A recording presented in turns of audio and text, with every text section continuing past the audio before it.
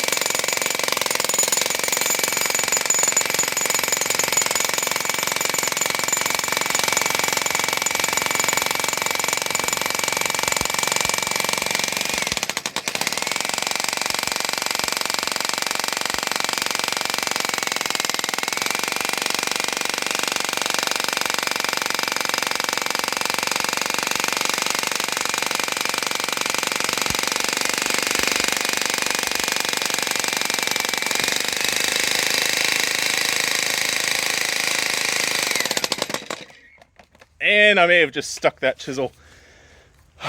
All right, well, I may have to release it with the other tip that came with it. And after I get a few more areas of this knocked out, then I'll start backfilling with a lot of the concrete that's around here. And that's it for this little episode.